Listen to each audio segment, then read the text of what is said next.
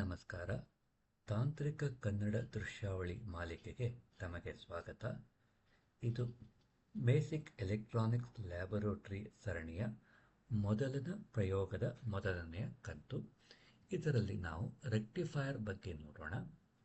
ಇದನ್ನು ನಾವು ರೆಕ್ಟಿಫೈಯರ್ ಪ್ರಯೋಗಕ್ಕೆ ಯಾವ ಕಾಂಪೊನೆಂಟ್ಗಳು ಬೇಕು, ನಂತರ ಸರ್ಕ್ಯೂಟ್ ಡಯಾಗ್ರಾಮ್ ಹೇಗಿದೆ ಹಾಗೂ ಕನೆಕ್ಷನ್ಸ್ ಮಾಡಿ ರೀಡಿಂಗ್ಗಳನ್ನು ಹೇಗೆ ತೆಗೆದುಕೊಳ್ಳಬೇಕು ಮತ್ತು ಕ್ಯಾಲ್ಕುಲೇಷನ್ ಏನು ಮಾಡಬೇಕು ಅಂತ ನೋಡೋಣ. ಈ ನಮ್ಮ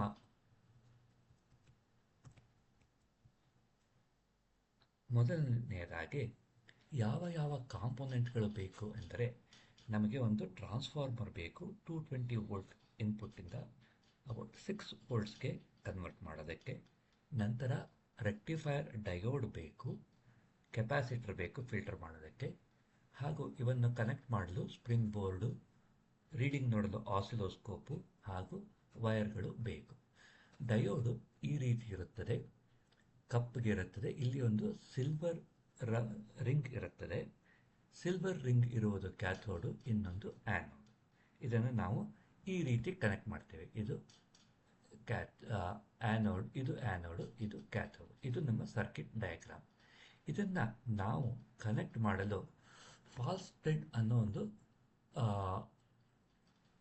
ಸಾಫ್ಟ್ವೇರ್ಗಳನ್ನ ಬಳಸ್ತೀವಿ. ಇದನ್ನು ಕೆಳಗಡೆ ಲಿಂಕಲ್ಲಿ ಕೊಟ್ಟಿದ್ದೀವಿ, ಅದನ್ನು ಬಳಸಿ. ಇದನ್ನು ಬಳಸಲು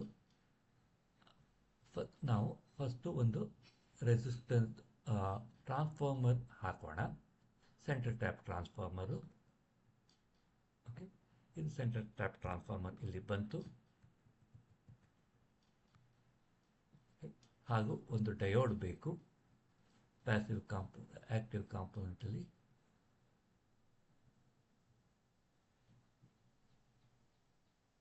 ಡಯೋಡ್ ಇಲ್ಲಿದೆ. ಒಂದು ಡಯೋಡನ್ನು ಆ್ಯಡ್ ಮಾಡೋಣ. ಹಾಗೂ ಒಂದು ರೆಸಿಸ್ಟರ್ ಬೇಕು. ಪ್ಯಾಸಿವ್ ಕಾಂಪೊನೆಂಟಲ್ಲಿ ರೆಸಿಸ್ಟರ್ ಇರುತ್ತದೆ. ಸೊ ಇಲ್ಲೇ ಇದೆ ರೆಸಿಸ್ಟರ್, ಆ್ಯಡ್ ರೆಸಿಸ್ಟರ್ 1K ಇದೆ, ಇರಲಿ. ಹಾಗೂ ನಮಗೆ 220 ವೋಲ್ಟ್ ಇನ್ಪುಟ್ಗೆ ಸದ್ಯಕ್ಕೆ ನಾವು ನಾರ್ಮಲ್ ವೋಲ್ಟೇಜ್ ಸೋರ್ಸ್ ಹಾಕೋಣ. ಇದು 40 ಹರ್ಟ್ಸ್ ಇದೆ. ಇದನ್ನು ಸದ್ಯಕ್ಕೆ 6 ವೋಲ್ಟ್ಸ್ ಪೀಕ್ ಟು ಪೀಕ್ ಕೊಟ್ಟು 50 ಹರ್ಟ್ಸ್ AC ಮಾಡೋಣ. ನಮ್ಮ ಲ್ಯಾಬಿನಲ್ಲಿ ಇದು 220 ವೋಲ್ಟ್ ಇರುತ್ತದೆ. ಈಗ ನಮಗೆ ಬೇಕಾದ ಎಲ್ಲ ಕಾಂಪೊನೆಂಟ್ಗಳು ಲಭ್ಯವಾಗಿವೆ. ಇದನ್ನು ಕನೆಕ್ಟ್ ಮಾಡಬೇಕು. ಕನೆಕ್ಟ್ ಮಾಡಲು ಡ್ರಾ ವೈರ್ ಮಾಡಿದ್ರೆ ಇಲ್ಲಿ ಕನೆಕ್ಟ್ ಮಾಡ್ತೀವಿ. ಇಲ್ಲಿಂದ ಇಲ್ಲಿ ಡ್ರ್ಯಾಗ್ ಮಾಡಿದ್ರೆ ಕನೆಕ್ಟ್ ಆಯಿತು. ಇದು ಒಂದು ಕನೆಕ್ಷನ್ನು. ಟ್ರಾನ್ಸ್ಫಾರ್ಮರ್ನಿಂದ ಆ್ಯನೋಡ್ಗೆ, ಕ್ಯಾಥೋಡಿಂದ one end of resistor, other end of resistor to the mid point of the transformer input. ಇದು ಆ್ಯಕ್ಚುಲಿ ಲ್ಯಾಬ್ನಲ್ಲಿ ಪ್ಲಗ್ ಪಾಯಿಂಟಿಗೆ ಕನೆಕ್ಟ್ ಮಾಡ್ತೇವೆ. 220 ವೋಲ್ಟ್ ಪ್ಲಗ್ ಪಾಯಿಂಟು. ಇಲ್ಲಿ ತೋರಿಸುವುದಕ್ಕೆ ನಾವು ಇದನ್ನು ಇಲ್ಲಿ ಇನ್ಪುಟ್ಟಾಗಿ ಕನೆಕ್ಟ್ ಮಾಡ್ತಾ ಇದ್ದೀವಿ. ಅದರಂತೆ ಒಂದು ಗ್ರೌಂಡ್ ಬೇಕು. ಆ್ಯಡ್ ಗ್ರೌಂಡ್ ಇಲ್ಲಿದೆ. ಒಂದು ಗ್ರೌಂಡ್ ಇಲ್ಲಿ ಕನೆಕ್ಟ್ ಮಾಡಬೇಕು. ಡ್ರಾ ವೈರ್, ಗ್ರೌಂಡನ್ನು ಕನೆಕ್ಟ್ ಮಾಡೋಣ. ಈಗ ನಮ್ಮ ಕನೆಕ್ಷನ್ ಸರಿ ಆಗಿದೆ. ಇದನ್ನು ಔಟ್ಪುಟ್ ನೋಡಲು ನಾವು ಲ್ಯಾಬಿನಲ್ಲಿ ಆಸಿಲೋಸ್ಕೋಪನ್ನು ಬಳಸ್ತೀವಿ. ಇಲ್ಲಿ ಇದನ್ನು ರೈಟ್ ಕ್ಲಿಕ್ ಮಾಡಿ add view in a new scope ಅಂದರೆ ನಮಗೆ ಇಲ್ಲೊಂದು ಆಸಿಲೋಸ್ಕೋಪ್ ಬರ್ತದೆ. ಅದರಂತೆ ಔಟ್ಪುಟ್ ಆಫ್ ದ ಡಯೋಡ್ ಇಲ್ಲಿ view add to the existing scope ಅಂದರೆ ಎರಡು ನಮಗೆ ಒಟ್ಟಿಗೆ ಸಿಗುತ್ತದೆ. ಇಲ್ಲಿ ನಾವು ಪ್ಲಾಟಲ್ಲಿ ಶೋ ಕರೆಂಟ್ ಬೇಡ ನಮಗೆ. ಹಾಗೂ ವರ್ಟಿಕಲ್ ಸ್ಕೇಲ್ನಲ್ಲಿ auto scale to the maximum ಅಂತ ಕೊಡೋಣ. ಅಂದರೆ ನಮಗೆ ಎಕ್ಸ್ ಆಕ್ಸಿಸ್ ಸರಿಗೆ ಬರ್ತದೆ. ಈಗ ಇಲ್ಲಿ ರನ್ ಅಂತ ಕೊಟ್ಟರೆ ನಮ್ಮ ಹಸಿರು ನಮ್ಮ ಇನ್ಪುಟ್ ಅಂದರೆ ಟ್ರಾನ್ಸ್ಫಾರ್ಮರಿಂದ ಔಟ್ಪುಟ್ ಬಂದಿದ್ದು, ಇದು ಹಸಿರು. ಹಾಗೂ ಇಲ್ಲಿ ನಾವು ನೋಡ್ತಾ ಇರುವುದು ಕೆಂಪು. ನಾವು ನೋಡಿದರೆ ನಮಗೆ ಇನ್ಪುಟ್ 0 ಇಂದ +6 ವೋಲ್ಟ್ಸ್ಗೂ -6 ವೋಲ್ಟ್ಸ್ಗೂ ಬರ್ತಾ ಇದೆ ಅಪ್ರಾಕ್ಸಿಮೇಟ್ಲಿ. ಹೌದಾ? ನೋಡೋಣ.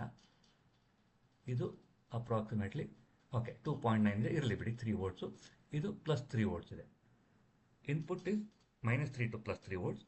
ಔಟ್ಪುಟ್ ಕೆಂಪುದು 0 ಟು +3 ಇದೆ. ನೆಗೆಟಿವ್ ವ್ಯಾಲ್ಯೂ ನಮಗೆ ಬರ್ತಾ ಇಲ್ಲ, ಅಂದರೆ ಇದು ರೆಕ್ಟಿಫೈ ಮಾಡಿದೆ. ಔಟ್ಪುಟ್ ನಮಗೆ ರೆಕ್ಟಿಫೈಡ್ ಬಂದಿದೆ.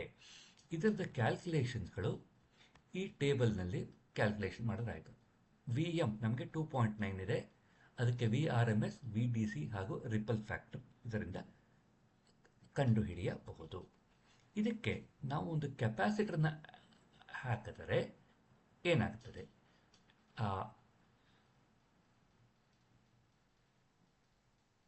ಆ್ಯಡ್ ಕೆಪಾಸಿಟರ್ ಇಲ್ಲಿದೆ. 10 ಮೈಕ್ರೋಫ್ಯಾರಡ್ ಕೆಪಾಸಿಟರ್ ಇದೆ, ಇರಲಿ. ಇದನ್ನು ವೈರ್ ಸೇರಿಸ್ಕೊಂಡು ಇಲ್ಲಿ ಕನೆಕ್ಟ್ ಮಾಡೋಣ.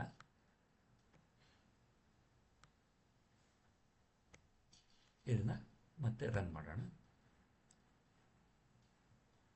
ಈಗ ನೋಡಿದರೆ ಇದು 0ವರೆಗೂ ಬರ್ತಾ ಇಲ್ಲ, ಇಷ್ಟು ಮಾತ್ರ ವೇರಿಯೇಷನ್ಸ್ ಇದೆ.